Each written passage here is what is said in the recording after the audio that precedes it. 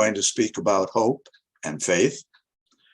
There's an old poem that goes like this: as you amble on through life, brother, whatever be your goal, keep your eye upon the donut and not upon the hole.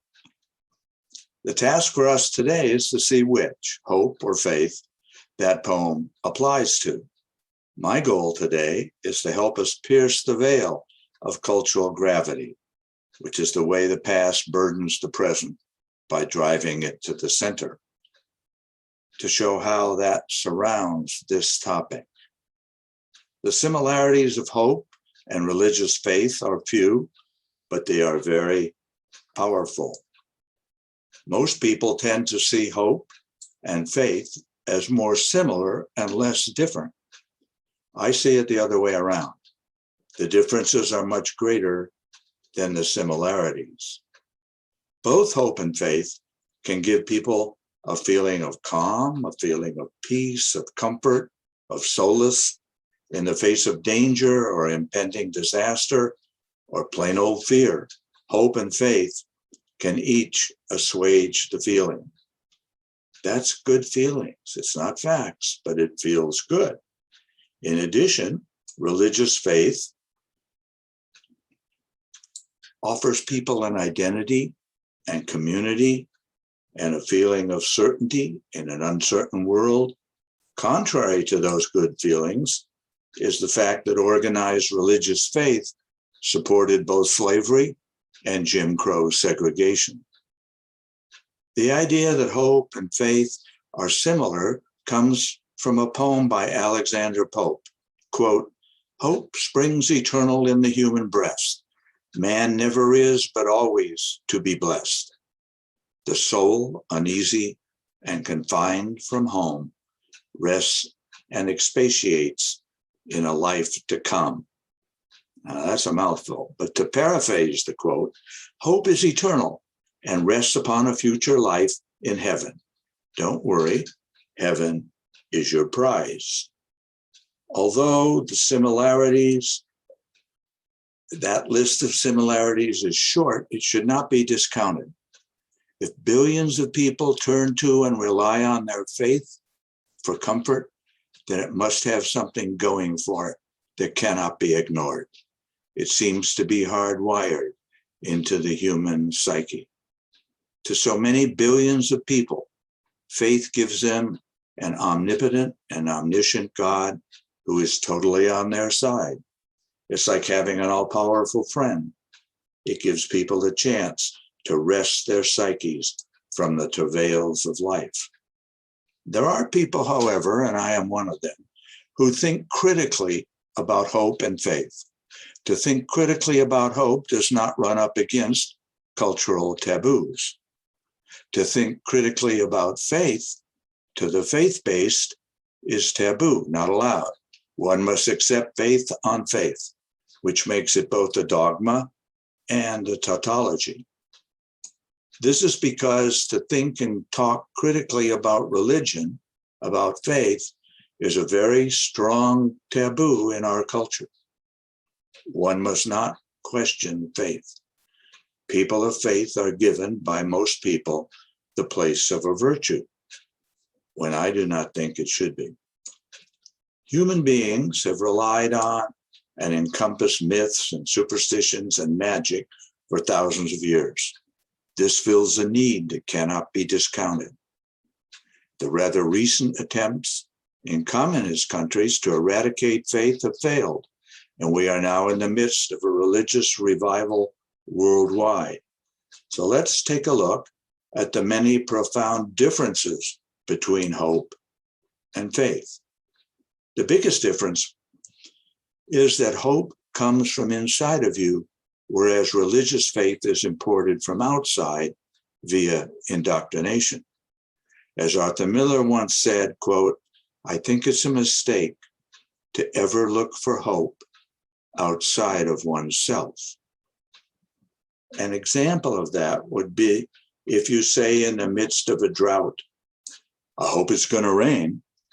That's very different than if you say, "I have faith that God will make it rain."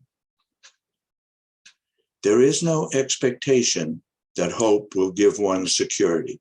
What we hope for may or may not happen. It is often said that faith gives one a sense of security, like in God we trust. The reality is that there is no security, and one realizes that there is no security, then and only then can one feel secure in that truth. Faith, it is said, is the belief in things not seen. That's incomplete. Faith is the belief in things not seen, not heard, not touched, not smelled, not tasted. That is a complete denial of the body. One does not need to believe that physical matter is the only reality to see the problem there. If a person says, I hope my faithful prayer will be answered, they are doubting the efficacy of their prayer and supporting it with hope. The invention of an afterlife is simply faith in hope. Humanity is obsessed with the denial of death, but that is second to its denial of reality. Hope is more likely to be based upon reality, whereas faith is more likely to be based upon an alternative reality, such as an eternal paradise. There are 2 points of view about supernatural faith. On the one hand, it is said to be moral, noble, virtuous, honorable, and altruistic. On the other hand, it is said to be self-aggrandizing and narcissistic. Religious faith is based on the belief and premise that there is a God or gods, and that God is all-knowing, all-powerful, and is everywhere, such that God pays careful attention every moment to every thought, feeling, and action, and each and all of 8 billion human beings, and to the souls of the billions who have ever lived on earth. Without that premise, without belief in a God, religious faith loses its meaning. With that premise, all things theological can be accepted as true. They all follow from that premise, that there is a God. If you deny that premise, then Christopher Hitchens would say that religious faith has no value.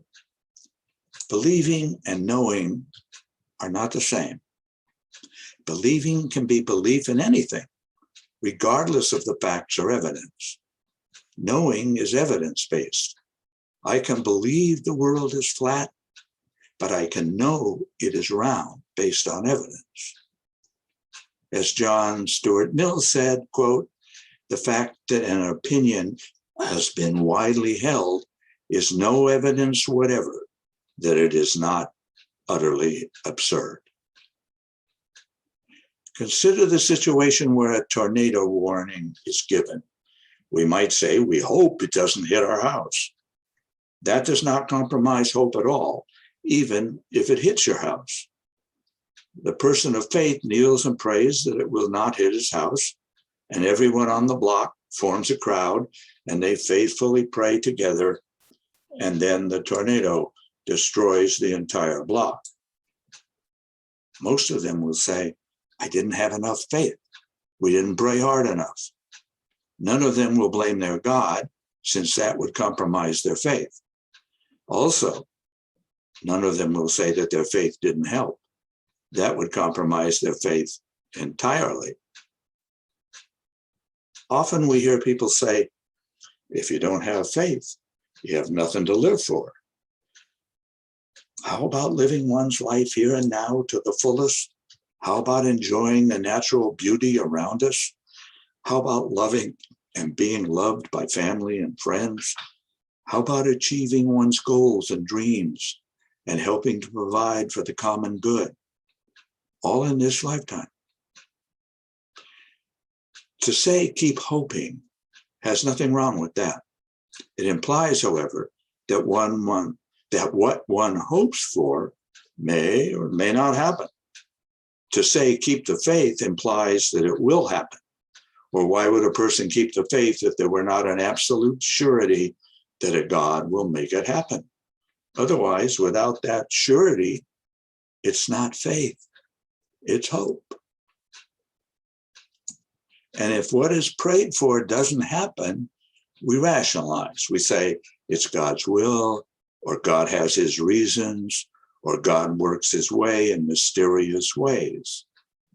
As Goethe said, quote, "We do not have to visit a madhouse to find disordered minds. Our planet is the mental institution of the universe."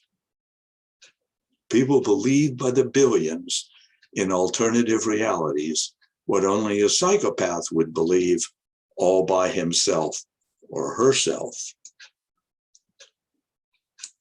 To deny reality in the short run may seem beneficial or necessary, but if you put all the short runs together into a long run, denying reality is not healthy. However, people do sometimes say they had false hope if what they had hoped for doesn't happen. This shows that they thought critically about their hope. If we think about it, nobody today believes in the Egyptian gods Ra and Osiris. Nobody today believes or has faith in the Babylonian god Marduk, or the Greek god Zeus, or the Roman god Jupiter.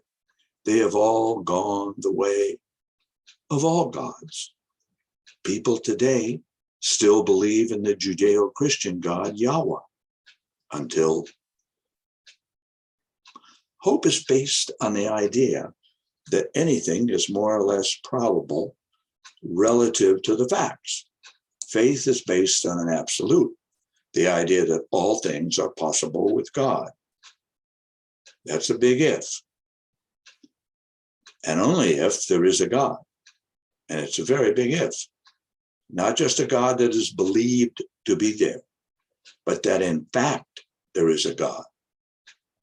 So we ask the question, what is it that keeps people glued to faith in our era of incredible increase in scientific knowledge in so many areas?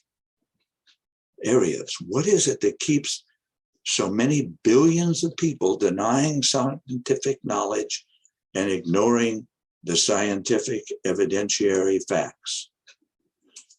The best general answer I can offer is that it's a need, an emotional need, that overrides critical thinking.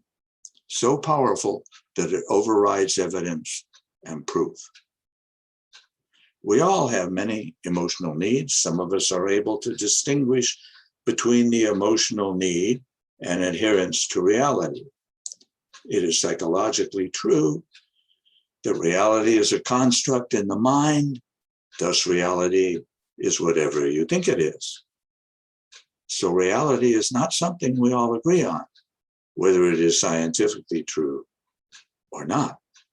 We can believe anything, but knowing, as I said, knowing and believing are not the same. Hope is based on a need, but it's not the same need as faith. Hope does not require a deity. It is not rational to say, I hope that my God will answer my faith-based prayer. That would be a contradiction in terms. Hope leaves you free to stop hoping if the evidence points to the futility of continuing to harbor the hope. Faith does not leave you free to stop having faith.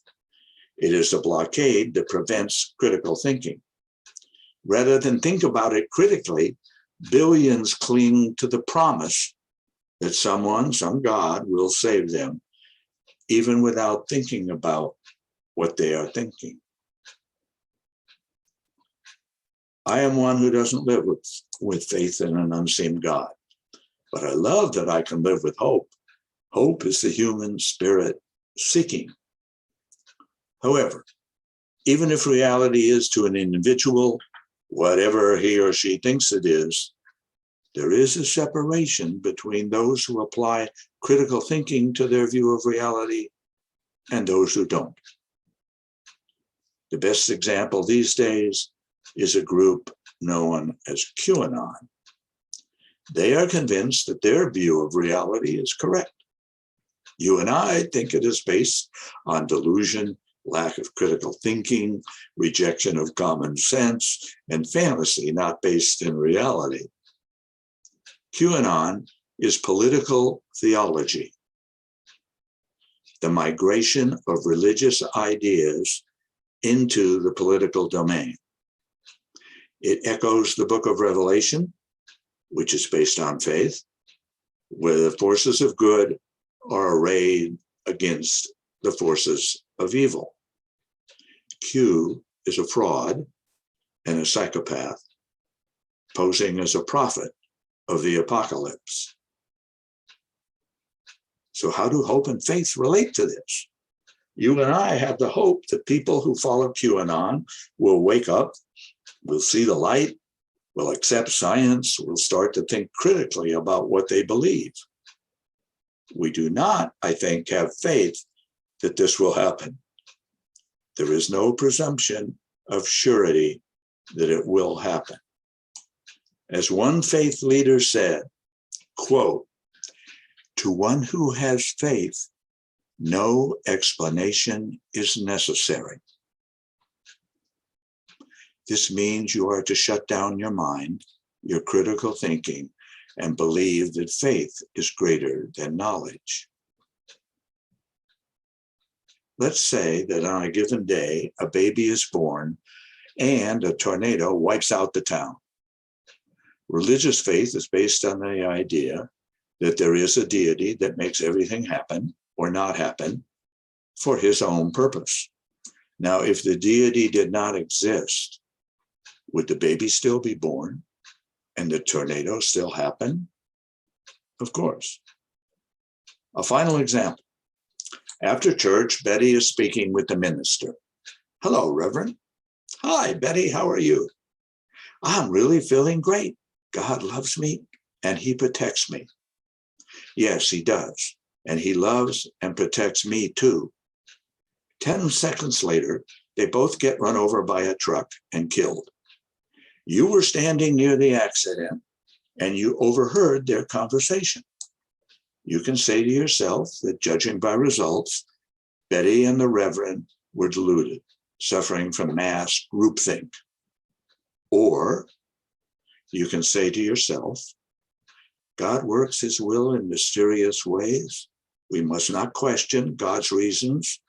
There is a lesson in this tragedy for me. Life leaves you free to take your pick. Thank you.